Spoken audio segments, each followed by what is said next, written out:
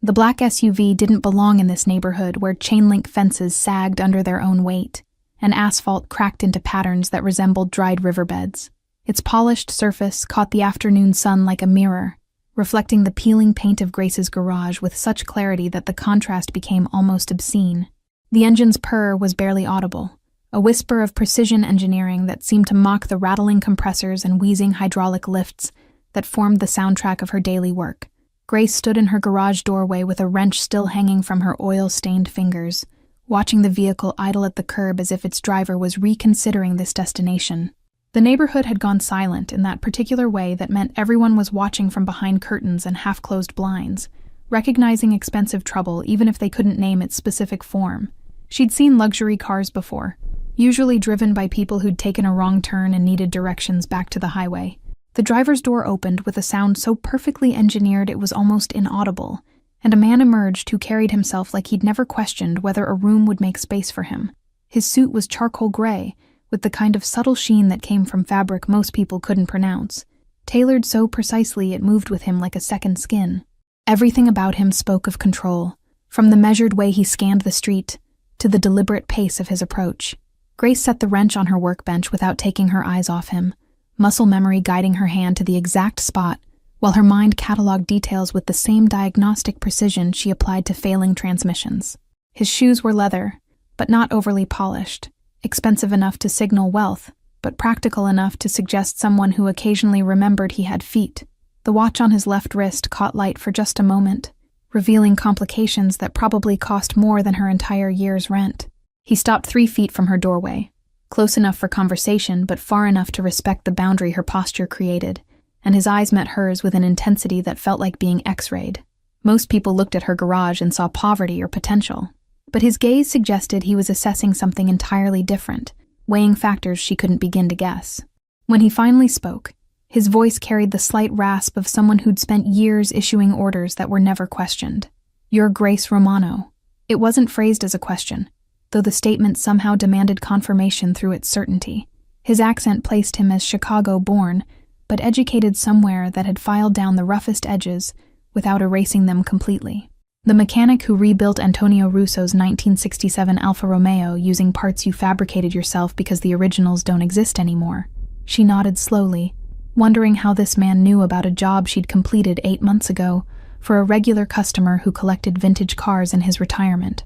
Antonio had cried when he'd seen the finished restoration, but he wasn't the type to spread word beyond his circle of fellow enthusiasts. The fact that this stranger knew suggested research conducted with resources beyond simple internet searching. That's impressive work for someone operating out of a garage that looks like it might collapse in a strong wind. His observation lacked condescension, delivered instead with the flat assessment of someone stating objective facts. "Antonio showed me photographs of the fabrication process, the way you hand-formed components that factories required specialized machinery to produce." He paused, and something shifted in his expression that might have been vulnerability in someone less practiced at concealment.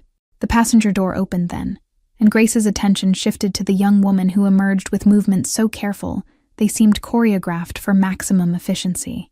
She was 19 or 20, with dark hair pulled back in a simple ponytail that emphasized delicate features marked by the particular exhaustion that came from managing constant discomfort. Her dress was modest and well-made, but what drew Grace's eye were the metal orthoses visible from mid-calf down to specially designed shoes. The devices were clearly expensive, constructed from titanium or some similar alloy with precision joints that caught sunlight, as the young woman took 3 measured steps away from the vehicle. But Grace's trained eye immediately identified the fundamental design flaw in the ankle articulation, the way the joint forced compensation that would create stress patterns up through the knee and hip. Whoever had built these had prioritized appearance over function, creating something that looked medically sophisticated while failing at its primary purpose. The man's hand moved instinctively toward the young woman but stopped halfway, a gesture of protection arrested by visible effort. "My daughter, Victoria," he said, and those 2 words contained volumes about power rendered irrelevant by circumstance. "She's been wearing those devices for 4 years, fitted by specialists in Boston, New York, and Zurich, who all assured me they represented the pinnacle of orthotic engineering."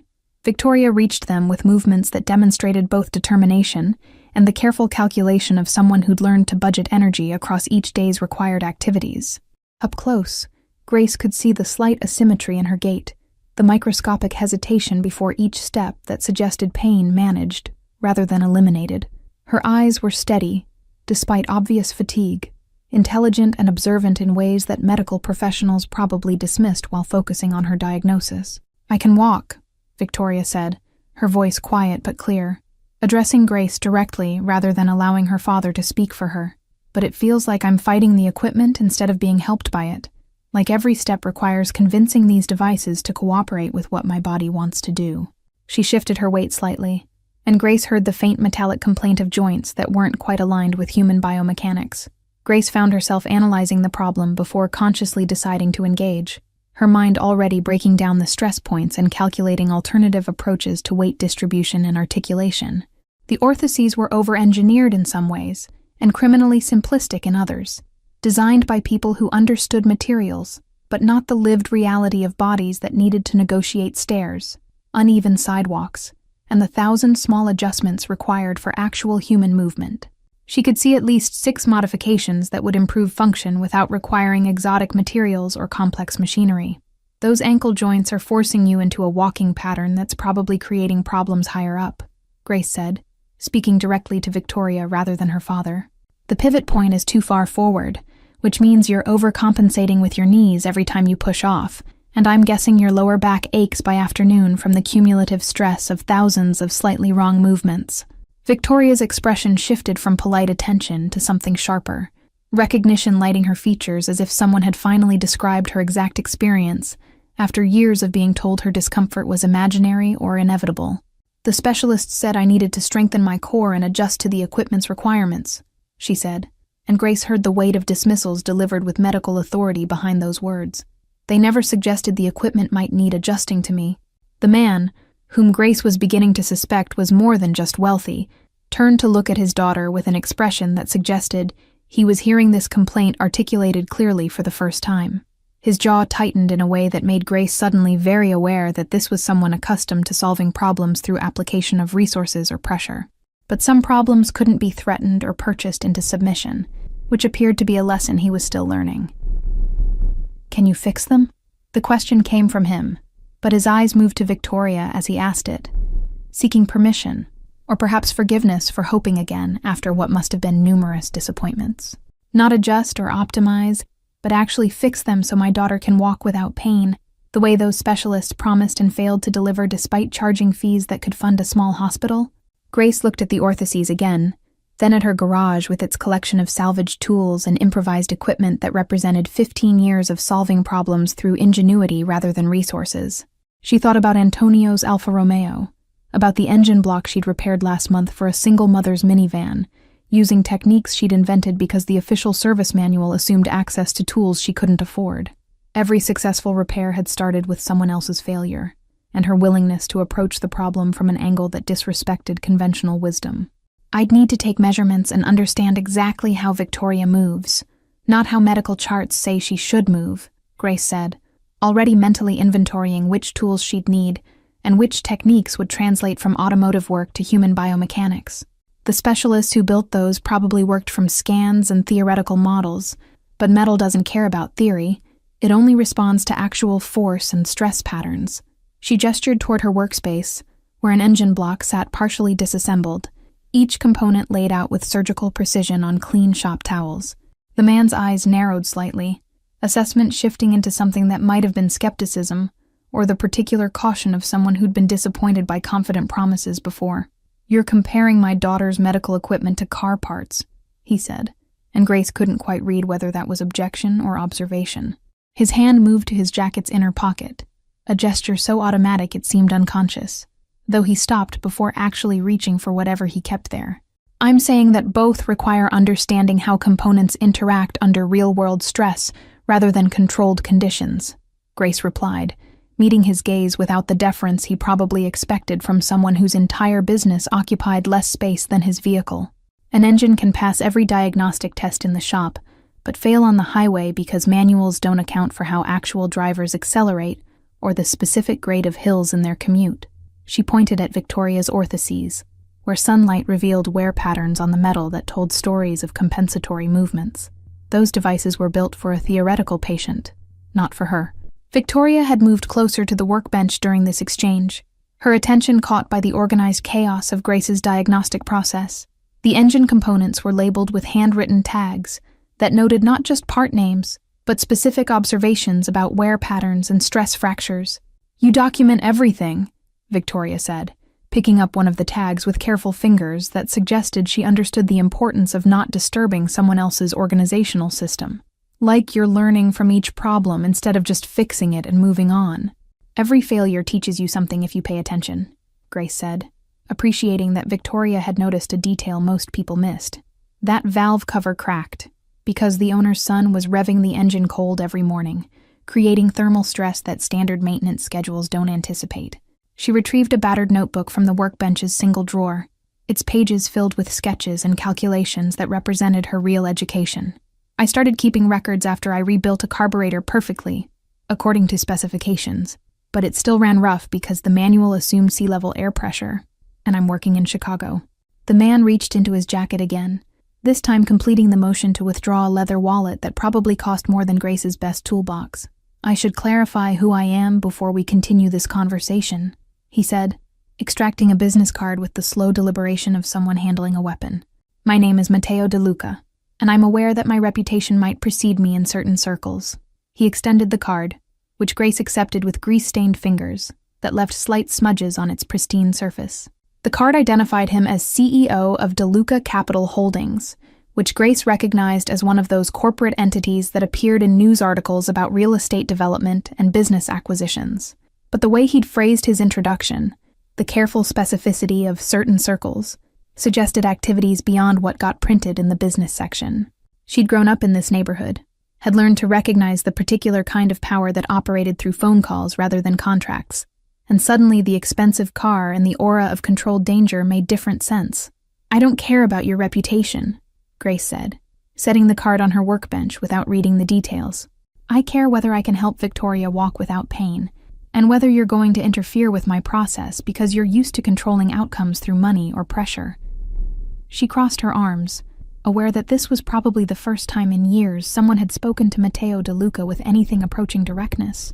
"I've seen what happens when wealthy people try to rush craftsmanship, and I won't compromise the work because you're impatient or because you think funding the project means you get to dictate methodology." Something flickered across Matteo's face that might have been surprise or possibly the beginning of respect, though his expression settled back into controlled neutrality so quickly Grace couldn't be certain. "The specialists we've consulted have included some of the most prominent orthopedic engineers in the world," he said, his voice carrying the particular edge of someone defending decisions against implied criticism. "They had access to diagnostic equipment worth more than this entire block, and teams of researchers supporting their work." He paused, and the silence stretched long enough to become pointed. "You're suggesting they all failed where you, working alone in a garage that looks like it violates multiple safety codes, might succeed." "I'm suggesting they failed because they were solving the problem they understood rather than the problem Victoria actually has," Grace replied, unfazed by the challenge in his tone. "They built what their training and equipment told them was correct, but correct according to medical engineering principles isn't the same as correct for the specific person who has to live with the results." She moved to her workbench and retrieved a small metal bracket she'd fabricated the previous week for a customer's suspension repair. Standard part would have worked fine according to specifications, but this customer drives on streets where potholes are deep enough to swallow small children, so I modified the design to handle impacts the manufacturer never anticipated. Victoria had been watching this exchange with an expression Grace couldn't quite interpret, something between hope and the careful neutrality of someone who'd learned not to invest too heavily in potential solutions. "May I ask a question?" she said, directing her words to Grace, but glancing at her father as if seeking permission through habit rather than necessity. Her hands had moved to touch the orthoses at her ankles, fingers tracing the metal with the unconscious familiarity of someone who'd mapped every centimeter through years of constant contact. "You don't need to ask permission to ask questions," Grace said gently, recognizing the dynamic she'd observed between Matteo's protective instincts and Victoria's carefully cultivated independence. "If I'm going to work on equipment that affects your daily life, you have more right to interrogate my process than anyone else in this conversation." She pulled out a stool from beneath the workbench, offering it to Victoria with a gesture that suggested sitting was an option rather than a weakness. Victoria settled onto the stool with visible relief, a small acknowledgement that standing required more energy than she wanted to expend during extended conversation. The specialists always explained what they were going to do in terms I didn't really understand. Lots of technical language about biomechanical leverage and orthotic intervention protocols, she said, her words coming faster now as if releasing something long held back. Then they'd hand me the new devices and tell me to wear them for 6 weeks while my body adjusted. But it never felt like adjustment, just like management of a different kind of pain. She looked directly at Grace with eyes that demanded honesty rather than comfort. If you modify these, how will I know whether it's actually better or whether I'm just experiencing the temporary relief of change before settling into a new version of the same problems? The question demonstrated the kind of critical thinking that medical professionals probably found inconvenient in patients, the refusal to accept expert authority without evidence. Grace appreciated the skepticism because it suggested Victoria understood the difference between hope and realism. "We'll document your current movement patterns first," Grace said, already planning the assessment process. "I'll record how you walk, where the stress points are, what compensations you're making, so we have baseline data rather than subjective memory." She gestured toward the notebook on her workbench. "Then we'll make small modifications and test each one before proceeding to the next, so you can identify exactly what changes and whether those changes represent actual improvement or just novelty." Matteo had been silent during this exchange, his attention moving between Grace and his daughter, with the alertness of someone monitoring a situation for potential threats or disappointments. "You haven't asked about payment," he said finally, the statement carrying undertones of suspicion, as if Grace's failure to discuss fees suggested either stupidity or a different kind of trap. "The specialists we've consulted charged retainers that would cover your operating costs for a year, and they had facilities with staff and equipment that justified those fees." His hand moved again toward his wallet, the gesture almost reflexive. "What's your price for this work?" "I don't know yet, because I haven't assessed the full scope of what needs to be done," Grace replied, which was true, but also a strategic deflection of a conversation she sensed would become complicated. "I charge for materials and time at rates that let me keep this garage operating without taking advantage of people who are already dealing with enough difficulties." She met his gaze steadily, aware that honesty might be novel enough to be either refreshing or suspicious. "If I can't help Victoria, I won't charge you anything except maybe materials I can't return, and if I can help, we'll discuss fair compensation after you've seen results rather than paying up front for promises." The offer seemed to unsettle Matteo more than if she'd named an exorbitant price, his expression shifting through several configurations before settling on wary confusion. People in his world probably operated through contracts and leverage, everything negotiated and formalized before work began. Grace's willingness to proceed on good faith must have seemed either admirably naive or suspiciously calculated, a potential trap whose mechanism he couldn't quite identify. His fingers drummed once against his thigh, a small breach in his controlled demeanor that suggested internal debate about whether to walk away from something that defied his understanding of how transactions worked. "My father isn't used to people who don't want something from him," Victoria said quietly, speaking to Grace but clearly intending her father to hear. "Usually by this point in a conversation, someone has asked for a donation to their clinic or mentioned a research grant they're pursuing, or at least hinted that knowing him could be professionally beneficial." There was no accusation in her voice, just the tired observation of someone who'd watched this pattern repeat throughout her life. It makes him suspicious when someone treats him like a regular person instead of an opportunity. Grace's garage underwent a metamorphosis over the following week that happened in increments small enough that each individual change seemed insignificant until the accumulated effect became undeniable. The engine block that had occupied her primary workbench got moved to a corner where it sat covered with clean canvas, its repair postponed but not abandoned. In its place, Grace assembled tools borrowed from 3 different contacts: a jeweler's precision caliper set, a metalworking vise designed for small components, and a heat gun with temperature control accurate to within 5 degrees that belonged to an artist who shaped metal sculptures in a studio across town. She'd spent 2 full days just watching Victoria move, not in the clinical way of medical professionals with their gait analysis software and force plate measurements, but with the diagnostic attention she applied to engines revealing their problems through subtle vibrations and irregular sounds. Victoria walked back and forth across the garage floor while Grace observed from different angles, noting how the orthoses forced her weight onto the outer edges of her feet, and how she shortened her right stride by approximately 2 inches to avoid triggering sharp pain that she tried unsuccessfully to hide. The asymmetry cascaded upward through her posture, creating a slight rotation in her hips that probably went unnoticed by everyone except people trained to see mechanical stress patterns.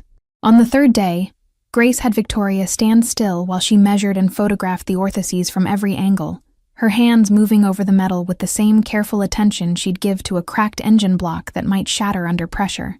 The devices were beautifully crafted in their way, precision machined from titanium alloy, with joints that moved smoothly through their designed range of motion.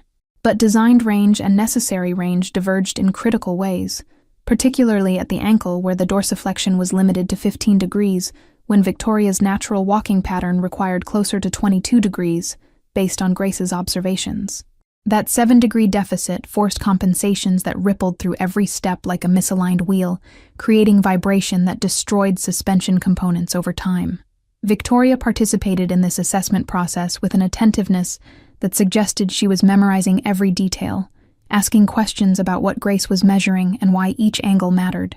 She'd brought a notebook of her own on the second day, recording observations that Grace hadn't explicitly stated, but that demonstrated Victoria was learning to see her own body as a mechanical system with specific requirements.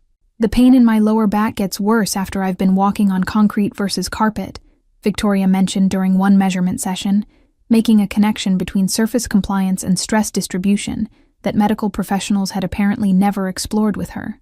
Grace had requested that Matteo not attend these initial sessions, explaining that his presence created a dynamic that would interfere with the work's necessary intimacy. He'd agreed with visible reluctance, demonstrating the particular restraint of someone accustomed to controlling situations through proximity and observation. Instead, he sent Marco, a quiet man in his 40s, who positioned himself near the garage entrance and watched everything with the professional awareness of someone trained to identify threats before they materialized. Marco never spoke unless directly addressed, but his presence was a constant reminder that Victoria's life existed within contexts Grace could only partially imagine. The actual modification work began on day 6, after Grace had spent hours sketching redesigns that filled 3 pages of her notebook with calculations and crossed out approaches that didn't solve the fundamental problem. She'd decided to start with the right ankle joint, replacing the factory pivot mechanism with something she'd fabricate herself from components that included parts borrowed from a precision door hinge, elements of a bicycle's rear derailleur, and steel stock she'd shape using techniques developed for repairing stress fractures in engine components. The design looked crude in her sketches compared to the machined perfection of the original, but it would allow movement through a fuller range while distributing stress more evenly across the joint's attachment points. Victoria arrived each afternoon after her morning college classes, which Grace learned she attended remotely to avoid the complications of navigating campus with her current equipment. She'd park herself on the stool Grace had designated as hers, and watch the fabrication process with questions that evolved from curious to technical as the days progressed. "Why are you using 3 smaller screws instead of 1 larger bolt?" Victoria asked, while Grace was assembling the new pivot mechanism, and the question demonstrated she was beginning to understand that engineering involved trade-offs between strength, weight, and the ability to make future adjustments without replacing entire components. "Larger bolt would be stronger in terms of shear force resistance," Grace explained, pausing to show Victoria the difference in her hands. "But it would create a single point of failure and make the joint harder to adjust if we need to modify the tension after you've tested it for a few days." Ande, she threaded the first screw carefully, demonstrating the technique before handing Victoria the screwdriver. "Also, 3 points of attachment distribute the stress more evenly, which matters because your ankle's going to be putting lateral force on this joint every time you push off during a step, not just the vertical load that a single bolt would handle efficiently." Victoria's hands shook slightly as she positioned the screwdriver, not from fear, but from the concentration of someone attempting an unfamiliar task that carried emotional weight beyond its technical requirements. She managed the first screw competently after 2 false starts, and Grace saw something shift in her expression, a small pride in demonstrating capability beyond the narrow role of patient, waiting for experts to solve her problems.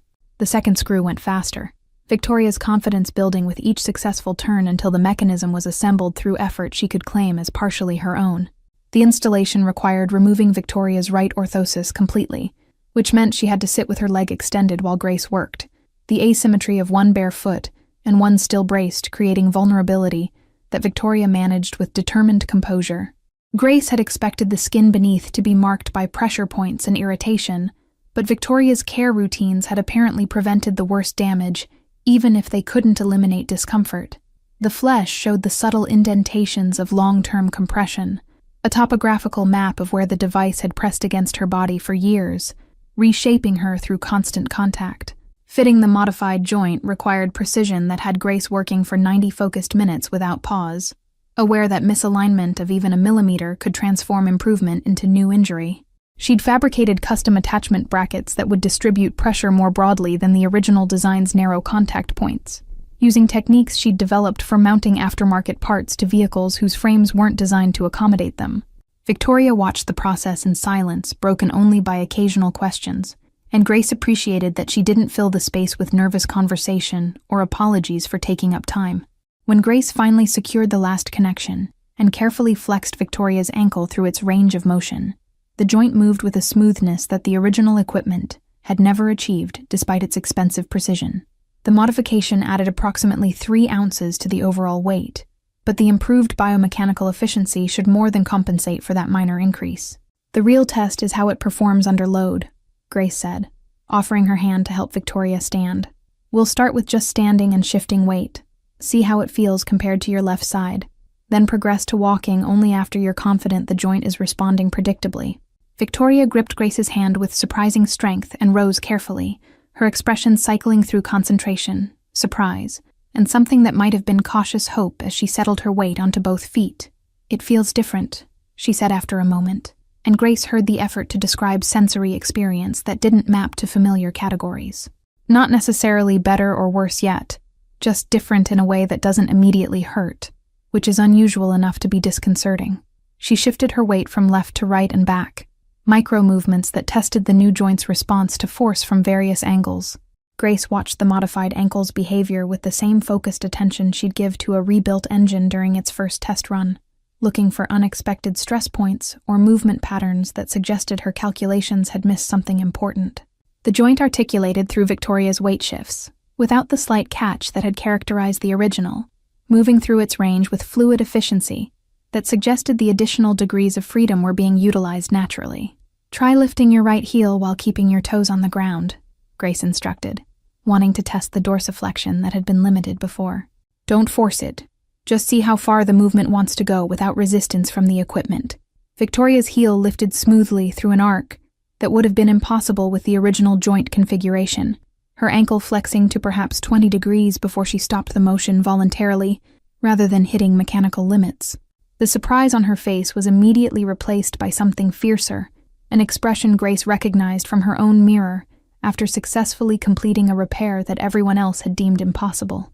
I haven't been able to do that in 4 years, Victoria said quietly, repeating the movement as if confirming it wasn't a fluke or her imagination. The other orthoses would stop me at about half that range, and pushing against that limit was where most of the pain originated. Let's not get ahead of ourselves, Grace cautioned, though she felt her own pulse quickening with the possibility that her approach might actually work. That's one movement in a controlled environment with me standing right here to catch you, if the joint fails unexpectedly. She gestured toward the length of the garage. I want you to take 5 steps, slow and deliberate, focusing on how the modified side feels compared to your left. Then we'll reassess and decide whether to proceed with modifying the other ankle, or if we need to refine this one further first. Victoria nodded and took her first step with the modified orthosis, her right foot rolling through heel strike to toe off with a fluidity that the original equipment had never permitted, and Grace saw the exact moment when Victoria registered that the expected pain at push-off simply didn't arrive as anticipated. The second step came with slightly more confidence, the third with enough trust in the modification that her gait began to equalize between right and left sides. By the 5th step, tears were streaming down Victoria's face, though her expression remained focused on the technical task of walking, as if acknowledging the emotional dimension would break whatever spell had made this improvement possible. Marco called Matteo immediately, his voice carrying urgency that cut through whatever meeting the call interrupted, and within 20 minutes the black SUV returned with speed suggesting traffic laws were negotiable. Matteo emerged before his driver fully stopped, controlled demeanor fracturing to reveal the father beneath calculated authority. He froze when he saw Victoria walking toward the workbench, her gait fundamentally altered from the labored pattern he'd witnessed for years. Victoria completed her circuit and turned to face her father, and Grace watched recognition dawn across Mateo's features as he processed what the modification had accomplished.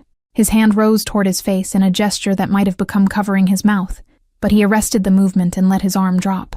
The silence stretched 5 full seconds before he spoke, his voice rougher than before, stripped of usual control.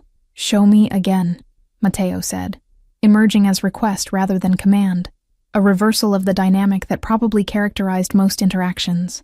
Victoria obliged without comment, walking the garage length while her father tracked every step, like memorizing footage to confirm this wasn't imagination. When she reached the far wall and pivoted, her right ankle flexed through the turn with freedom that made the left side's limitations newly obvious. Mateo's attention shifted to Grace with intensity that felt like interrogation lighting, his assessment no longer skeptical, but hungry for understanding. "You modified one ankle in less than a week," he said, the statement carrying implications about specialists who'd consumed months producing failed equipment. His jaw worked silently, processing anger at wasted time that couldn't be recovered regardless of money. "The modification works because it addresses Victoria's specific biomechanics rather than theoretical averages," Grace replied, sensing Mateo needed technical explanation to anchor overwhelming emotions. "Her dorsiflexion requirement exceeds the standard range most orthotic devices accommodate, and the original pivot point was positioned for different proportions." She gestured toward her sketches and calculations, offering transparency medical professionals had apparently never provided.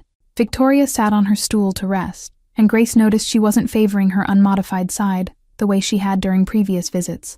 The improved right ankle had redistributed stress patterns enough that even the unchanged left side experienced relief from compensatory burden. "My hip feels different," Victoria observed, her hand moving to her left side where chronic tension had apparently become so normalized she'd stopped mentioning it. "That's the compensation cascade reversing," Grace explained, crouching to examine how Victoria's posture had shifted with one corrected foundation point. "Your body was twisting to accommodate the right ankle's limitations, which created tension up through your hip and lower back." She traced an invisible line from ankle to hip, making the connection visible. "Now that the right side can move properly, your left side doesn't have to overcompensate." Mateo watched this explanation with the focus of someone cataloging every detail for later analysis, his business acumen apparently translating into ability to absorb technical information. "How long before you can modify the left ankle?" he asked, and Grace heard both hope and the familiar impatience of someone accustomed to accelerating timelines through resource application. His fingers drummed against his thigh, that small tell of controlled anxiety she'd noticed before. "I need to see how Victoria's body adapts to the right side modification before changing the left," Grace said, refusing to be rushed despite understanding his urgency. Her gait is already adjusting, which means her muscle patterns and weight distribution are shifting in ways that will affect what the left ankle needs. She met his gaze steadily. Modifying both simultaneously would have been guessing at solutions rather than responding to observed requirements. Victoria nodded at this explanation, demonstrating the trust she'd developed in Grace's methodical approach over the week's assessment and modification process. The specialists always wanted to do both sides at once, because it was more efficient for their schedule, she said quietly, offering context that explained why previous attempts had failed. "They never suggested that my body might need different things at different times based on how I was actually moving." The comment landed on Mateo like physical weight, his expression cycling through emotions too quickly for Grace to identify individual components. He'd spent what must have been hundreds of thousands of dollars on specialists who'd prioritized their own convenience over his daughter's outcomes. The realization seemed to be reshaping his understanding of how power and money related to actual results in real time. "What do you need from me?" Mateo asked Grace directly, and the question carried undertones of someone attempting to regain some control over a situation that had escaped his usual parameters. Equipment, materials, access to anything that would accelerate the process without compromising quality. His hand moved toward his jacket pocket where his wallet presumably resided, that automatic gesture of someone whose first instinct was throwing resources at problems. Grace considered the offer carefully, recognizing that refusing all assistance might be pride rather than principle, but accepting wrong kinds of help could undermine the work's integrity. "I need Victoria here every day for the next week so I can observe how her gait evolves with the modified ankle," she said finally, establishing terms that centered the work rather than his money. "And I need you to not send specialists or doctors to evaluate my modifications until Victoria and I both agree the work is complete." The second requirement clearly caught Mateo off guard, his eyebrows rising slightly before his expression settled back into neutrality. "You don't want expert validation of your work?" he asked, genuine confusion breaking through his careful control for a moment. The concept of someone rejecting credentialing opportunities apparently didn't fit his model of how ambition operated in the world he knew. "I want Victoria's experience to validate the work," Grace corrected, gesturing toward where Victoria sat watching this negotiation with quiet attention. "Expert opinions matter when you're working from theory, but we're working from observed reality, which means Victoria's body will tell us whether the modifications succeed better than any specialist's assessment could." She paused. "After we're done, you can bring in whoever you want to examine the results, but not during the process." Matteo looked at his daughter, some silent communication passing between them that Grace couldn't fully interpret, but that seemed to involve Victoria's approval of these terms. Whatever he saw in her expression apparently satisfied him because he nodded once, decisive. "Every day for the next week," he confirmed, committing to parameters he couldn't control. "Marco will drive her and wait, but he won't interfere unless there's a safety concern." Victoria returned the following afternoon with a backpack containing her laptop and textbooks, having apparently decided that if she needed to spend hours at the garage daily, she'd combine the time with her remote coursework. She settled onto her stool and opened an engineering textbook that Grace recognized from her own abbreviated attempt at community college 15 years prior. "Biomechanics and Human Motion," Victoria said when she noticed Grace's recognition. "I'm taking it as an elective even though it's not required for my computer science major." "You're studying the theory behind what we're doing practically," Grace observed, appreciating the parallel approach to understanding that combined abstract principles with hands-on application.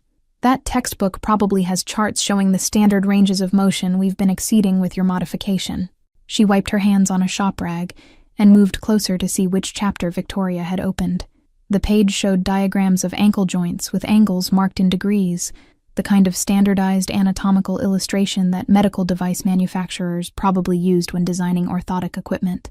Victoria's finger traced one particular diagram, her brow furrowed in concentration.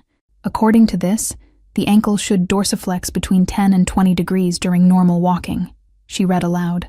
"But you measured mine at 22 degrees, which this chart would classify as hypermobile or pathological." "That chart shows averages derived from large population studies," Grace said, settling against the workbench beside Victoria to examine the textbook more closely. "It's useful for understanding general principles, but it can't account for individual variation that falls outside the standard deviation." She pointed at the footnote beneath the diagram. "See where it says normal range with an asterisk? That asterisk is doing a lot of work hiding the fact that normal is statistical construct rather than biological imperative." Victoria's expression shifted as she absorbed this distinction, her education in computer science apparently having prepared her to understand how data modeling worked and where it failed. "So the specialist built my orthoses to accommodate the textbook average rather than measuring what my specific body actually needed," she said, translating the abstract concept into her concrete experience. "They were optimizing for the wrong variable because they assumed the chart defined correct rather than just described typical." "Exactly," Grace confirmed, pleased that Victoria was developing framework for understanding why her approach succeeded where expensive specialists had failed. "Your body isn't wrong for needing 22 degrees of dorsiflexion. The equipment was wrong for limiting you to 15, because that's what the standard called for." She paused, considering how to articulate the deeper principle. "Medicine and engineering both love standards because they make manufacturing and treatment protocols scalable. But individual human bodies didn't read the manual before deciding how they needed to move." Over the following days, Victoria's presence in the garage transformed from patient observation to active participation in ways that surprised both of them. She asked if she could help organize Grace's component inventory, then spent an entire afternoon creating a cataloging system that used principles from database design to track parts by type, size, and source. The resulting organization made Grace's workspace noticeably more efficient, while giving Victoria tangible contribution to the project beyond being its subject. Grace began explaining her thinking process out loud, while fabricating the left ankle modification, treating Victoria as collaborator rather than audience in ways that acknowledged her growing technical understanding. "I'm using slightly different alloy composition for your left side because we've learned from the right side's performance," Grace said, while heating metal for forming. "The right ankle joint handled lateral stress better than I expected, which means I can reduce material thickness here by 0.5 millimeters without compromising strength, making the overall device lighter. Victoria recorded these explanations in her notebook, alongside sketches that showed she was beginning to visualize mechanical systems with developing sophistication. She'd started bringing questions from her biomechanics textbook that related to what Grace was doing, creating dialogue between theoretical knowledge and practical application. The book says that reducing device weight, by even small amounts, can significantly decrease energy expenditure over thousands of daily steps, Victoria mentioned during one session. Is that why you're optimizing for lightness even though the difference is less than an ounce? Exactly that reason, Grace confirmed, appreciating how Victoria was connecting classroom concepts to lived reality in ways her professors probably never intended. An ounce doesn't sound significant until you multiply it by 5,000 steps per day over years of use. She held up the thinned metal piece, light catching its surface. This small optimization might save you the equivalent of carrying an extra pound all day, which translates to less fatigue and lower stress on your joints. The left ankle modification proceeded faster than the right had, Grace's confidence bolstered by proven approach, and Victoria's involvement accelerating certain tasks through her organizational improvements.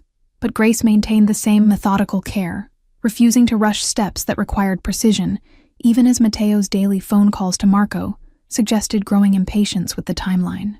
Victoria apparently intercepted these calls on the fourth day, because Marco's phone stayed silent afterward, and Matteo didn't appear at the garage until Grace sent word through Victoria that the work was complete. The morning Grace finished the left ankle modification, she arrived at the garage 2 hours before Victoria's usual time to test every joint and connection point under stress conditions that simulated walking forces.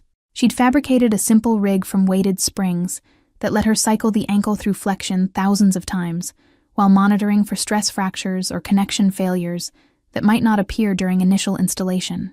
The device passed every test, but Grace's stomach still churned with anxiety about the difference between mechanical success and human outcome. Victoria arrived at her scheduled time to find Grace sitting on the floor beside both completed orthoses, which gleamed under the garage's fluorescent lights like sculpture rather than medical equipment. The modifications had transformed the devices from purely functional medical apparatus into something that balanced engineering precision with almost artistic attention to how form related to purpose. Every curve served biomechanical function, but the overall effect suggested care beyond mere technical competence. "They're beautiful," Victoria said quietly, crouching beside Grace to examine the devices with hands that trembled slightly, despite obvious effort at control. Her fingers traced the new ankle joints, feeling the smooth articulation that replaced the original's mechanical resistance. The specialist versions always look like medical equipment trying to hide what they were, but these look like they're supposed to exist exactly as they are. Grace hadn't considered aesthetics during the modification process, focused entirely on function, but Victoria's observation made her see the devices differently. "I suppose I built them the way I approach engine rebuilds," she said, picking up the right orthosis to examine it with fresh perspective. "There's no point hiding what something is, so you might as well make the engineering visible and let the quality of work speak for itself rather than disguising it." The philosophy seemed to resonate with Victoria, who nodded slowly while continuing her tactile exploration of the modifications. "The specialists always apologized for how the devices looked, like they were embarrassed I had to wear visible equipment," she said, old frustration bleeding through her usual measured tone. "They kept promising newer versions would be more discreet, as if the problem was other people seeing them rather than the devices not working properly. People who focus on hiding something usually aren't confident it works well enough to withstand examination," Grace observed, articulating a principle she'd developed over years of standing behind her repairs. She met Victoria's gaze directly. "These modifications will be visible, and anyone who knows anything about biomechanics will be able to see exactly how they function, which means the work needs to be good enough to survive scrutiny rather than hidden behind cosmetic covers." Victoria's expression shifted into something fierce and determined, the careful neutrality she usually maintained burning away, to reveal the person underneath who'd spent years being told to accept and accommodate, rather than demand better. "I want to try them," she said, the statement carrying weight of decision that went beyond simply testing equipment. Both sides together, the way you designed them to work as a complete system, rather than isolated modifications. Grace had planned a more gradual approach, letting Victoria adapt to the left side modification before attempting bilateral function. But she recognized the look of someone who needed to know immediately rather than enduring Yanchang uncertainty. We'll do it carefully, she said, retrieving the devices and gesturing for Victoria to sit on the padded bench Grace had borrowed specifically for this moment. I'll help you with the initial fitting, and we'll test standing before attempting any steps. Removing Victoria's old orthoses revealed skin that had adapted to years of pressure, subtle grooves and calluses that mapped where the original devices had pressed against flesh daily. Grace worked with gentle efficiency, fitting the modified equipment with attention to every pressure point and connection, adjusting straps with the same care she'd give to timing a high-performance engine. Victoria's breathing had gone shallow and rapid, controlled terror of disappointment warring with hope she was clearly trying not to fully embrace. The right side went on first, familiar now from a week of wear, and Victoria's ankle immediately settled into the joint's range with visible relief. The left side followed, and Grace watched Victoria's expression cycle through uncertainty, surprise, and cautious recognition as her foot found the same freedom of movement her right had been enjoying. They feel balanced, Victoria said after a moment, wonder creeping into her voice despite obvious effort to maintain clinical assessment. Like my body doesn't have to choose between two different realities anymore. Grace finished the final strap adjustment and sat back on her heels, giving Victoria space to process the sensory experience of having both ankles function within their natural requirements for the first time in 4 years. The moment stretched, filled only with garage sounds of distant traffic and fluorescent lights humming, while Victoria simply sat with her feet flat on the floor and flexed both ankles through their range. The movements were small, almost tentative, but Grace could see they were testing limits that didn't arrive when expected. "Ready to stand?" Grace asked, offering her hands for support, while positioning herself to catch Victoria if the modifications failed catastrophically in ways testing hadn't predicted. Her heart hammered against her ribs, with the peculiar terror of having built something that another human would trust with their body's weight. Every calculation, every fabrication choice, every welded joint now faced the ultimate validation of reality against theory. Victoria gripped Grace's hands with strength that spoke to both determination and fear, and rose slowly from the bench with weight, transferring gradually onto the modified orthoses. Grace felt the moment Victoria's full weight settled onto both feet, watched her eyes widen as the expected pain or instability simply didn't manifest. "Oh," Victoria breathed, the single syllable containing years of bracing for discomfort that had become so normalized its absence felt shocking. "How does it feel?" Grace asked, maintaining hand contact, while Victoria found her balance through micro-adjustments that the new ankle joints accommodated without resistance. She watched for signs of stress or misalignment, every sense attuned to catching problems before they progressed beyond the correctable stage. The joints articulated smoothly through Victoria's balance shifts, metal moving with flesh in harmony rather than conflict. "It feels like standing shouldn't require this much concentration," Victoria said, and Grace heard the cognitive dissonance of someone whose baseline experience was being rewritten in real time. "I keep waiting for the pain to start, for something to catch or pinch, but it's just not happening." She released Grace's hands tentatively, testing whether she could maintain balance independently, and stood unassisted for the first time with properly functioning equipment. Grace stepped back 2 feet, giving Victoria space while remaining close enough to intervene if necessary, and watched her simply stand there processing the experience of having a body that cooperated with her intentions. Tears had started tracking down Victoria's face again, silent and apparently unconscious, her attention fully absorbed by the novel sensation of standing without fighting her equipment. The moment felt too intimate for Grace to witness, but too significant to look away from.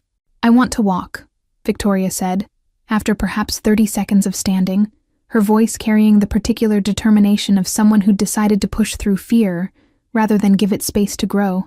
"Not tomorrow or in an hour after I've adjusted, but right now while I still have the courage to believe this might actually work." She wiped her face with the back of her hand, a gesture impatient with her own emotions. Grace understood the impulse even as her engineer's caution urged slower progression, but she also recognized that Victoria had spent 4 years being careful and graduated, and that sometimes courage required jumping rather than stepping. 5 steps, she said, establishing a boundary that acknowledged both Victoria's need and Grace's responsibility. Slow and deliberate, focusing on how each foot feels from heel strike through toe off, and if anything feels wrong, we stop immediately. Victoria nodded acceptance of these terms and took a breath that seemed to fill her entire body, preparing for a moment that would either validate or destroy the hope that had been building over 2 weeks of watching Grace work. Her right foot lifted first, the modified ankle flexing through its range to bring her foot forward, and Grace saw the exact instant when Victoria registered that the movement felt natural rather than compensatory. The foot descended, heel contacted the floor, and her weight rolled forward through a toe-off that the original equipment would have forced into awkward compensation.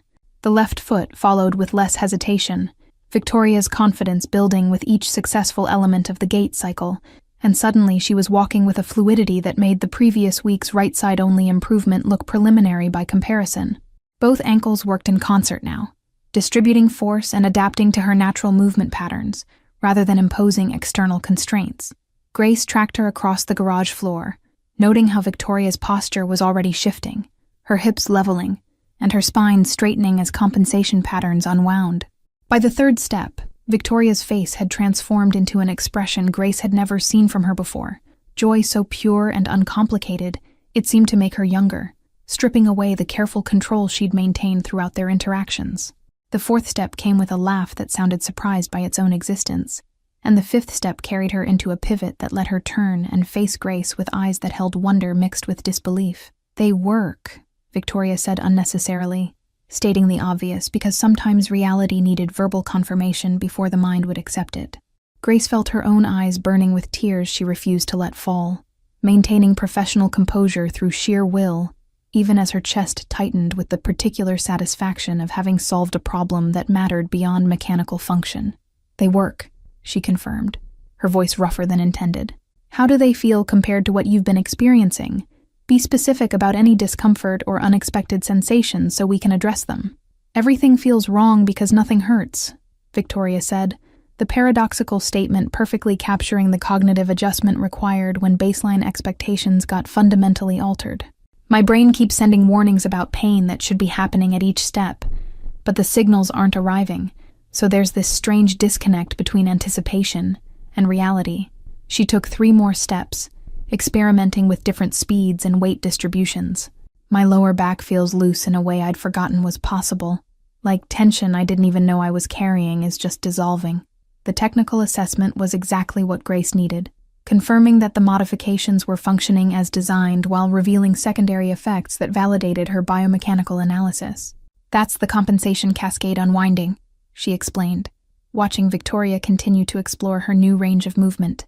"Your back was constantly tensing to stabilize the instability your ankles were creating, and now that foundation is solid, your body doesn't need to maintain that defensive pattern." Victoria walked the garage's length 3 more times, each circuit showing more confidence and less conscious thought, as her nervous system began accepting this new reality as normal rather than temporary miracle. Her gait was approaching symmetrical, both sides working together rather than one compensating for the other's limitations. Grace documented everything with her phone's camera, creating record of this first sustained walk that they could analyze later for any subtle issues that might not be immediately apparent. Marco had been maintaining his post near the entrance with professional invisibility, but Grace noticed his hand move to his phone moments before the black SUV appeared at the curb. Matteo must have been nearby, waiting for the call that indicated readiness, because his arrival came too quickly to have traveled from any distance. He emerged from the vehicle already in motion, his controlled composure visibly straining against whatever emotions were demanding expression beneath the surface.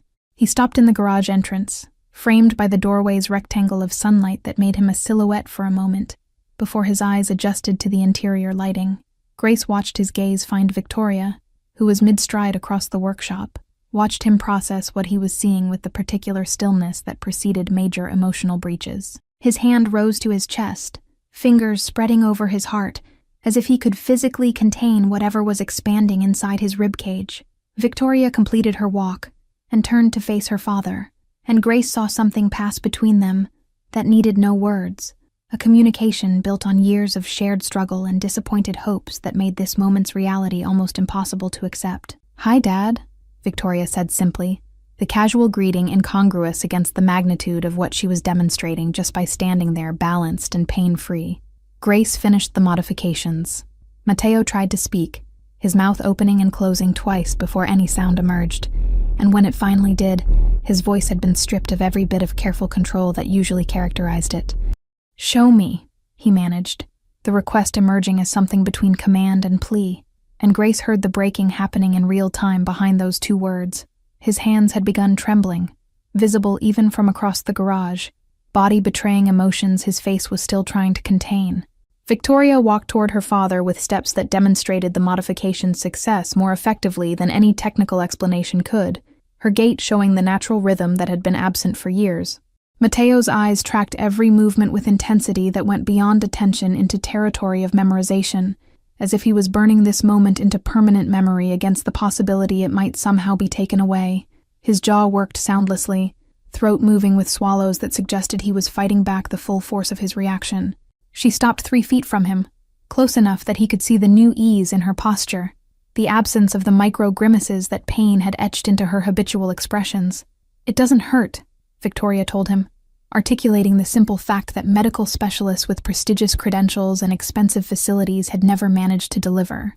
"I can walk without fighting the equipment, without calculating every step around where the pain will spike, without ending each day feeling like my body is being punished for trying to move." The first tear broke past Mateo's control and tracked down his cheek, followed immediately by another, and then his face simply crumpled as years of contained fear and helplessness found release. His daughter had been suffering, and his power and money had been useless against her pain, and watching her walk freely was apparently more than his defensive walls could withstand. He closed the distance between them, and pulled Victoria into an embrace that looked almost desperate, his shoulders shaking with sobs he'd probably been holding back through countless medical consultations and failed treatments. Victoria held her father with arms that understood this breakdown was necessary rather than uncomfortable, letting him process the relief of witnessing her transformation without trying to minimize or redirect his emotions. Grace looked away to give them privacy, focusing her attention on organizing tools that didn't need organizing, but she could still hear Mateo's ragged breathing and the Italian words he was murmuring into Victoria's hair that probably translated to prayers or thanks. The moment stretched for perhaps 2 minutes before his breathing steadied, and he pulled back enough to look at his daughter's face again. "Forgive me," Mateo said, wiping his face with hands that were still visibly shaking, speaking to Victoria but including Grace in his field of vision. "I brought you to the best specialists, the most expensive facilities, and they all failed you while I stood by believing that credentials and cost must equal competence." His voice carried bitterness directed entirely at himself. "I watched you suffer for years, and my power meant nothing because I was asking the wrong people for help." "You didn't know," Victoria said gently, but Mateo shook his head sharply, rejecting the offered absolution with the particular stubbornness of someone determined to fully acknowledge their failures. He turned to face Grace directly, and she saw him struggling to find words adequate to a situation his usual frameworks couldn't process. His hand moved toward his jacket pocket, that automatic gesture she'd seen before, but stopped halfway as if he'd remembered this wasn't a transaction that money could properly address. "What do I owe you?" Mateo asked, the question emerging as something more complex than simple inquiry about payment, carrying undertones about debts that transcended financial calculation. "Not just for the modifications, but for giving my daughter back her life in ways I'd stopped believing were possible." His eyes held hers with uncomfortable intensity, demanding answer that satisfied more than procedural requirements. "Name anything within my power to provide, and consider it yours." Grace felt the weight of the offer, understanding that Mateo was someone whose power extended into territories she could only partially imagine, and that saying anything wasn't hyperbole from someone in his position. The temptation to ask for things she'd never be able to afford otherwise pulled at her, but accepting would fundamentally alter the nature of what she'd accomplished. And why? "I charge $300 for the materials I used, and my normal shop rate of $75 per hour for the time invested," she said, naming figures that were fair for her work, but absurdly low for what had been achieved. Mateo stared at her as if she'd spoken in a language he didn't understand, his expression cycling through confusion, disbelief, and something that might have been offense. "That's perhaps $2,000 total for work that gave Victoria mobility that orthopedic specialists charging $50,000 per device failed to provide," he said, voice sharp with the particular frustration of someone encountering irrationality in a form he couldn't correct. "You're either insulting what you've accomplished or insulting my ability to recognize appropriate compensation." "I'm charging what I charge," Grace replied, meeting his intensity without backing down despite the clear power differential between them. "Your daughter's improvement is the compensation that matters, and taking money beyond my standard rates would make this about profit rather than solving a problem that needed solving." She paused, making sure he was fully listening.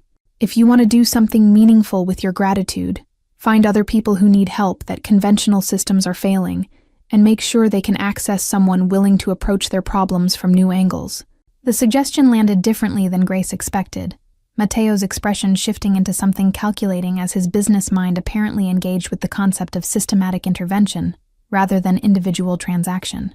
You're suggesting I fund a pipeline for people like Victoria, who fall outside what standard medical approaches can accommodate, he said slowly, processing implications and possibilities. Using the model you've demonstrated here, finding capable people who work outside conventional credentialing systems and connecting them with patients, the system has failed. I'm suggesting you use your resources to make unconventional solutions accessible to people who don't have wealthy fathers to pay my shop rate 20 times over if necessary, Grace clarified, recognizing that Mateo was already building something larger than she'd intended in his mind. What happened here worked because I could afford to spend 2 weeks focused on Victoria's specific needs without worrying about paying rent. But most mechanics can't do that, and most patients can't wait while someone figures out their particular puzzle. Victoria had been watching this exchange with an expression that suggested she was seeing her father from a new angle, observing him genuinely struggle with someone who wouldn't be moved by money or intimidated by power. Grace is right, she said quietly, entering the conversation with authority her father couldn't easily dismiss. The specialists failed me partly because they were trying to apply scalable solutions to a problem that needed individualized attention and that only works economically if someone subsidizes the time required for true customization.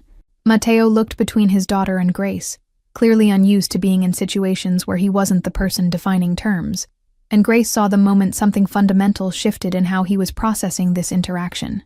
"I'll write a check for the amount you specified," he said, the words emerging with visible effort as he forced himself to respect Grace's boundaries even when they violated his instincts.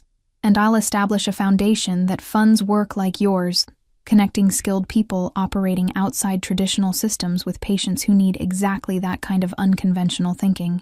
"The foundation should be Victoria's project," Grace said, seeing an opportunity to push the transformation further. She understands both sides now, the patient experience and the technical requirements, which makes her better qualified than anyone to identify who needs help and who can actually provide it. She looked at Victoria directly. "You've been documenting my process in your notebook, analyzing the biomechanics, connecting theory to practice in ways your computer science degree prepared you for, so you know what questions to ask and what bullshit to reject." Victoria's eyes widened as she processed the suggestion, Grace's confidence in her capability apparently unexpected, but clearly resonant with something she'd been feeling without articulating. "I'd need to learn more about orthotic engineering, biomechanics, materials science," she said, the statement emerging as thought process rather than objection. "But I could do that while building the framework for identifying patients and matching them with people who approach problems the way Grace does, prioritizing function over credentials." "You'd be remarkable at it," Grace said with certainty, recognizing the particular kind of intelligence that combined analytical thinking with lived experience in ways that purely academic or purely practical people couldn't match. "You've spent years being the person conventional systems failed, and now you're developing the technical knowledge to understand why they failed, which makes you perfectly positioned to build something better." She paused. "And you'd be doing it from inside your father's world, using his resources and connections to create access that people like me could never generate alone." Mateo watched his daughter's expression transform as she considered the possibility, saw the shift from recipient of help to architect of systematic change, and Grace observed him processing what this meant for Victoria's future. His daughter wouldn't just recover from her limitations. She'd transform that experience into purpose that extended beyond herself. "The foundation would need proper structure," he said, his business instincts engaging now that the conversation had moved into territory he understood.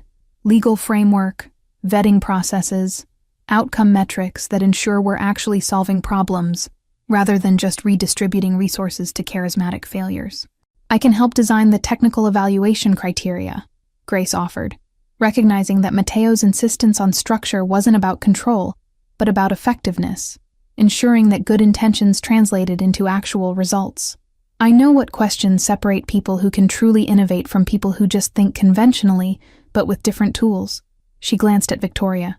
"And she'll know what questions patients need answered before trusting someone with their bodies and hopes, because she's been on that side of the equation." The three of them stood in the garage that had become something beyond a simple repair shop. The space transformed into origin point for something that would extend far beyond Victoria's individual healing. Mateo's tears had dried, but his face still carried the openness that emotional breakthrough had created, his usual masks temporarily abandoned. Victoria stood balanced on modifications that represented both technical achievement and philosophical approach that challenged conventional wisdom about where expertise resided and how problems got solved.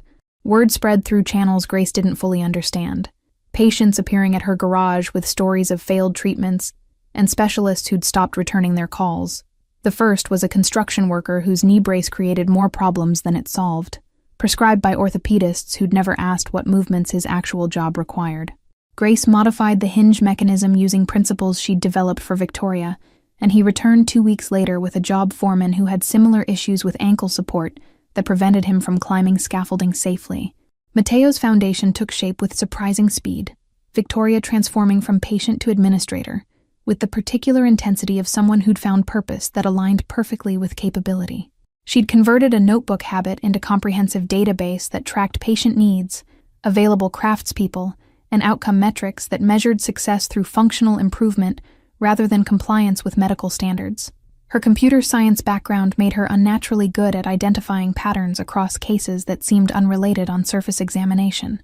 Grace found herself training other mechanics and metal workers who had the technical skills, but lacked framework for translating automotive or sculptural expertise into medical applications. She'd developed teaching methodology that emphasized observation over assumption, showing them how to document movement patterns and identify where equipment failed to accommodate human reality. The approach felt natural to people who'd spent careers solving problems through hands-on experimentation rather than theoretical modeling.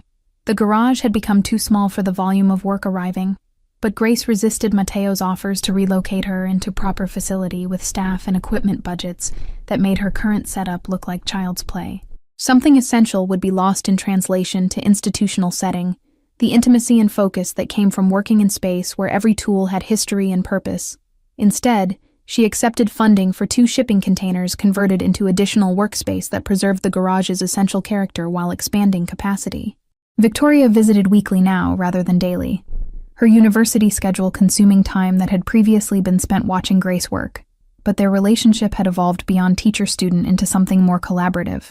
She'd bring cases from the Foundation's intake process that seemed particularly challenging, presenting them like puzzles she knew Grace would find interesting. "This one's a pianist whose hand braces prevent the finger independence she needs for complex pieces," Victoria said during one visit, spreading medical records and photographs across Grace's workbench with the casual confidence of someone who belonged in this space. Grace examined the documentation with growing interest, her mind already translating the problem into mechanical terms she understood about leverage and range of motion.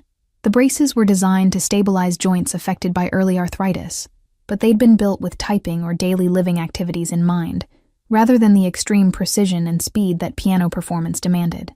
"I'd need to see her play," Grace said, recognizing that this problem required understanding the specific movements that current equipment prevented, rather than just analyzing the devices themselves. The Foundation arranged for a piano to be delivered to one of Grace's converted containers, transforming the space temporarily into something between workshop and concert hall. The pianist arrived looking skeptical, her braced hands held carefully as if they were fragile objects rather than parts of her body, and Grace spent an hour just watching her attempt to play pieces that her muscle memory knew, but her equipment wouldn't allow. The frustration was visible in every aborted run, every passage that broke down when her fingers couldn't move independently enough to execute what her brain commanded. Grace recorded everything from multiple angles, then spent 3 days fabricating new braces that used principles borrowed from bicycle cable housing and guitar string mechanisms to allow finger independence while still providing the joint stability that prevented pain. The modification required precision measuring in fractions of millimeters, each finger needing slightly different solutions based on how that particular pianist used it during performance. When the musician tried the new braces and successfully completed a Chopin etude she hadn't been able to play in 2 years, she cried in a way that reminded Grace of Victoria's first successful steps. Mateo had stepped back from daily involvement in the Foundation once it became clear Victoria had both the competence and passion to run it effectively, but he maintained presence through strategic interventions that opened doors his daughter couldn't access alone. He'd connected the foundation with medical schools whose students needed exposure to approaches that challenged conventional orthodoxy, creating a pipeline of young doctors who understood that expertise could exist outside credentialed systems. His reputation in certain circles, which Grace had initially found ominous, apparently translated into ability to have conversations with institutional leaders that resulted in actual policy changes. The transformation in Matteo himself was perhaps as significant as anything the Foundation accomplished through its direct work. He'd redirected portions of his business empire's resources toward manufacturing equipment designed using principles the Foundation's work had validated, creating products that prioritized individual customization over mass production efficiency. His board meetings now included presentations from patients and craftspeople rather than just financial analysts, a cultural shift that his associates apparently found both baffling and somehow inevitable, given the intensity Matteo brought to anything involving his daughter's well-being. Grace maintained boundaries around her time and energy that Matteo's money couldn't breach, continuing to accept only cases that genuinely interested her and refusing to scale her operation beyond what she could personally oversee. The Foundation respected these limits while creating a network of other craftspeople who could handle volume Grace couldn't accommodate, each one vetted through processes Victoria had designed to identify genuine capability versus credentialed incompetence. The model proved sustainable in ways that surprised healthcare economists who'd assumed individualized approaches couldn't work at scale. Victoria graduated with her computer science degree and immediately enrolled in biomedical engineering master's program. Her dissertation proposal focused on developing assessment frameworks that identified when standard medical devices failed individual patients. She'd become minor celebrity in certain academic circles, invited to present at conferences where her lived experience as patient combined with technical knowledge made her uniquely credible. Grace attended one such presentation and watched Victoria command a room full of doctors and engineers with the quiet authority of someone who'd earned expertise through suffering and subsequent transformation rather than merely studying it. The Foundation's first annual report documented 300 successful interventions across 15 different craftspeople, with outcome metrics showing functional improvements that exceeded what conventional medical approaches had achieved for the same patient populations. Matteo had framed the report and hung it in his office, Victoria told Grace, positioned where he'd see it first thing every morning as reminder of what became possible when power served purpose beyond accumulation. The man who'd arrived at Grace's garage, desperate and controlling, had apparently discovered that influence wielded on behalf of others produced satisfaction his previous pursuits had never delivered. Grace's garage remained fundamentally unchanged despite the shipping containers and increased traffic, still recognizable as the space where someone could bring a broken car or a broken body and receive the same quality of diagnostic attention. She'd hired one assistant, a young woman who'd dropped out of engineering school because professors couldn't understand why she wanted to work with her hands instead of pursuing research positions. The assistant learned quickly, demonstrating the particular intelligence that combined theoretical understanding with practical intuition in ways formal education often failed to develop. A medical journal contacted Grace, requesting an interview about her methodology, and she initially declined before Victoria convinced her that documentation served purposes beyond personal recognition. The article focused on questions about where expertise resided and how medical systems could accommodate approaches challenging conventional hierarchy. Response from medical establishments was mixed. Some practitioners intrigued, while others dismissed the work as anecdotal success. Patients read the article differently, seeing validation of experiences they'd been told were impossible when standard treatments failed them. The Foundation's intake requests tripled within a month, overwhelming Victoria's triage systems, until she hired staff for initial assessments. Grace spent one day weekly consulting remotely, using video calls to observe movement patterns and suggest approaches. An orthopedic conference invited Grace to present, offering speaking fee exceeding her typical monthly income. The presentation hall held 300 doctors, engineers, and researchers, expecting either revolutionary technique or dismissible charlatan. Grace showed videos of Victoria's first steps, the pianist's Chopin etude, the construction worker returning to scaffolding.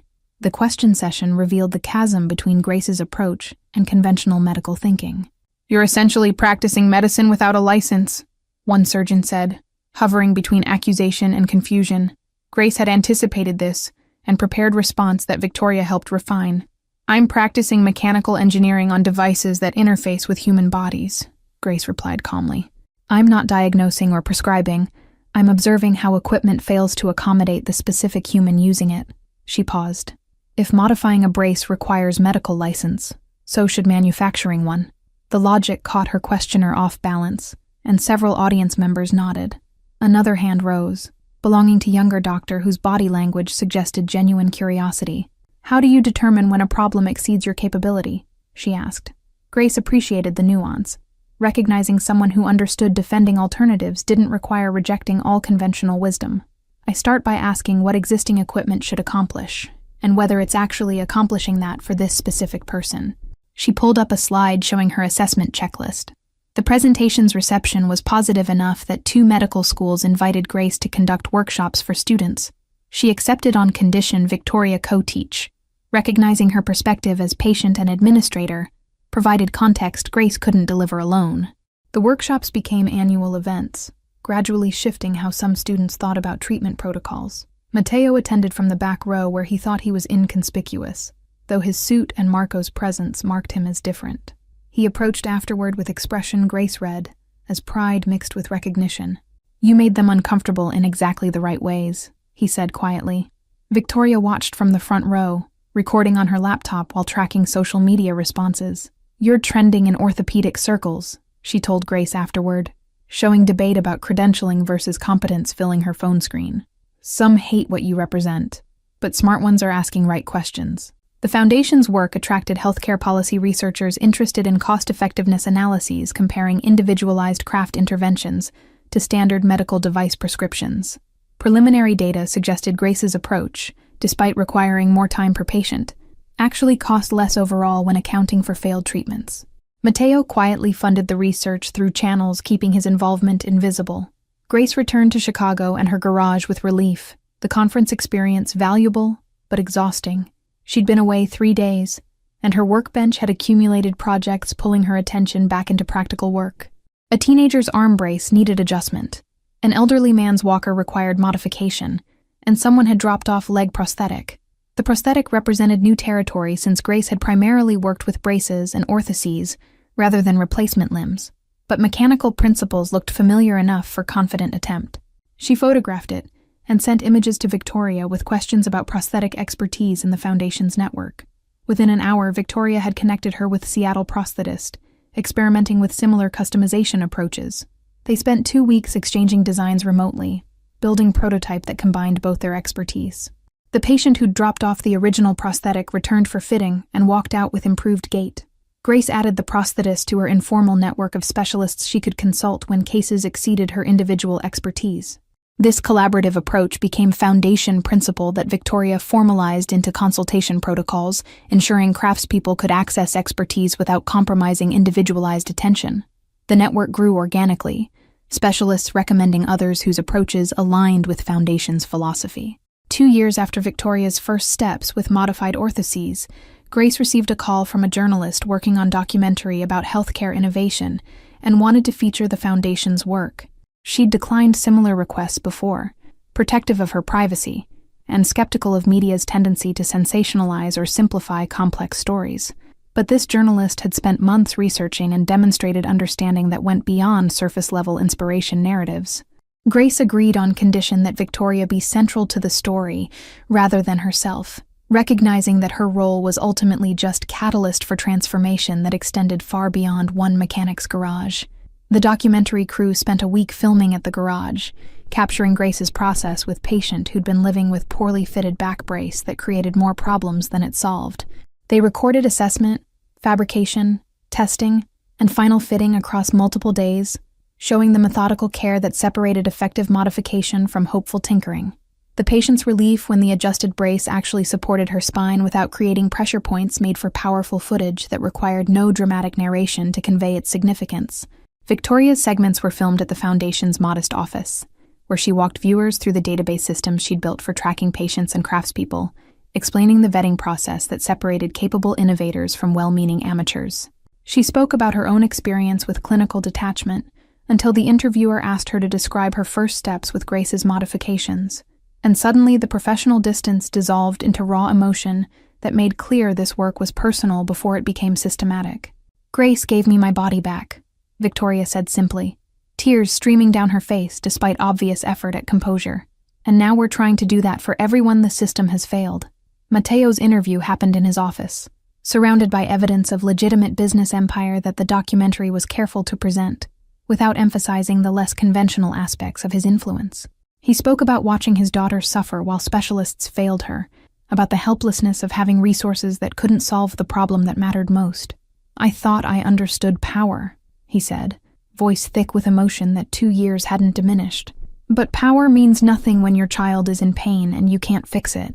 He paused, composing himself. "Grace taught me that sometimes the solution comes from the last place you'd think to look, from someone working in a garage who doesn't have credentials but has something more important, the ability to see what's actually wrong rather than what textbooks say should be wrong." The documentary premiered at a film festival focused on healthcare and social justice, winning awards that translated into distribution deals, ensuring wider audience than Grace had anticipated. She attended the premiere reluctantly, sitting between Victoria and Mateo in theater, filled with medical professionals, patients, and activists, who gave standing ovation when the credits rolled. The applause felt excessive to Grace, who still saw herself as mechanic who'd solved problems using skills she'd always had, but she understood the ovation was for what the story represented about challenging systems that claimed exclusive expertise. The film's release coincided with legislative discussions about medical device regulation and whether modification of prescribed equipment should require medical oversight or could be performed by qualified craftspeople under appropriate frameworks.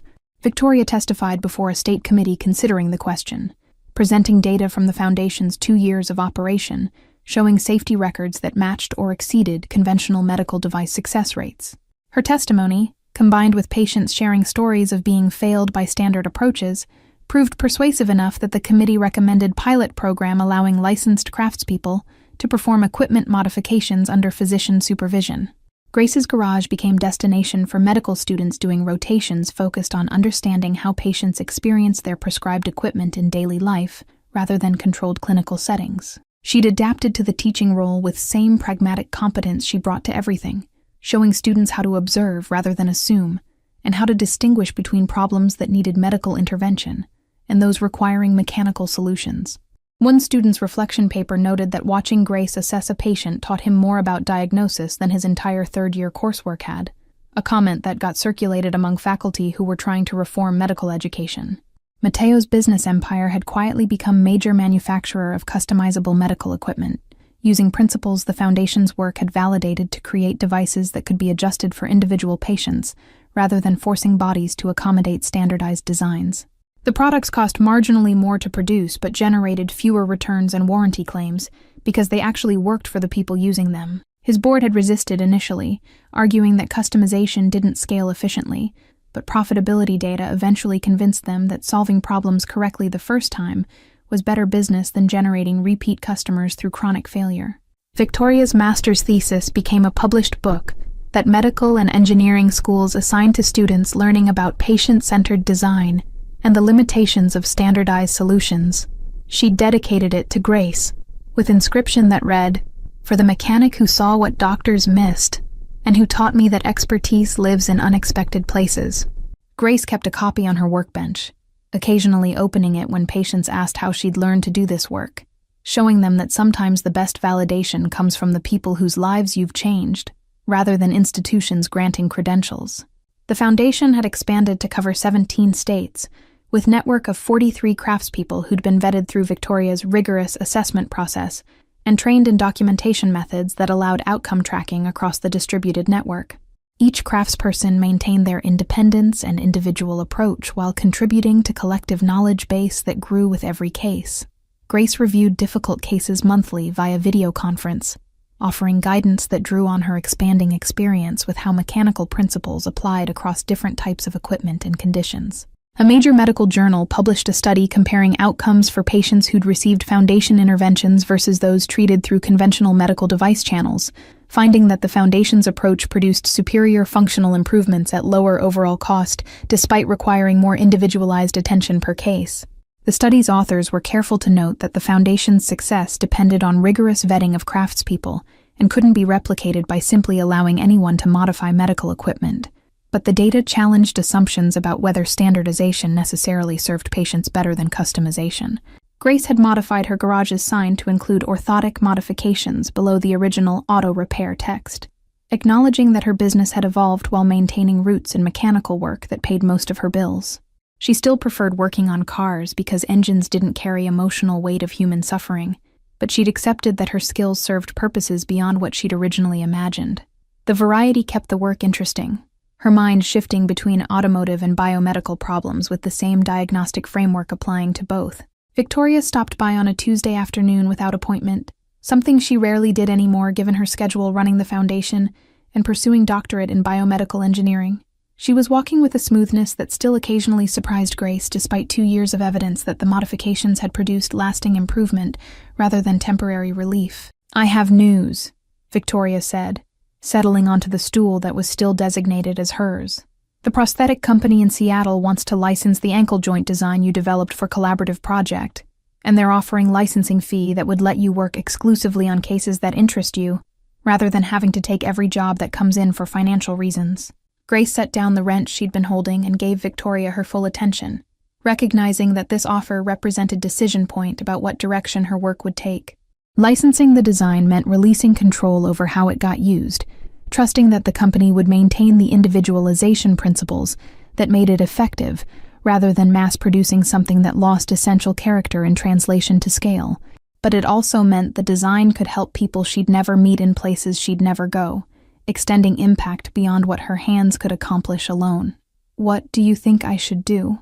Grace asked, genuinely uncertain despite her usual confidence in her own judgment, recognizing that Victoria understood dimensions of this decision that extended beyond Grace's primary concerns. Victoria smiled, the expression carrying awareness that their roles had reversed from when she'd first arrived seeking help for her own situation. "I think you should do whatever lets you keep doing the work you love, while knowing you've contributed to helping people at scale," Victoria replied. "The design is brilliant, and it deserves to reach more people than you can personally serve, but only if the company commits to customization principles rather than treating it as another standardized product." She paused. "I can negotiate terms that protect the design's integrity, while ensuring you maintain creative control over applications, if you trust me to advocate for what matters most." Grace nodded slowly, recognizing that Victoria had developed expertise that complemented her own, creating partnership that was more effective than either of them could be working independently. "Draft the terms you think protect what matters," she said, returning trust that Victoria had placed in her 2 years ago when she'd agreed to let a mechanic with no credentials modify medical equipment her father's money had bought from prestigious specialists. The symmetry felt appropriate, their relationship having evolved from patient-practitioner to something more complex and mutually transformative. Thank you all for following this story. If you've connected with Grace and Victoria's journey, write in the comments where you're watching from, and don't forget to like, subscribe, and share this video.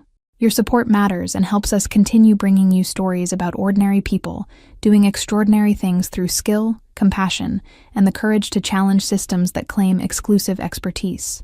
These stories exist because you believe, as we do, that transformation can come from unexpected places when we're willing to look beyond credentials and recognize true capability wherever it resides.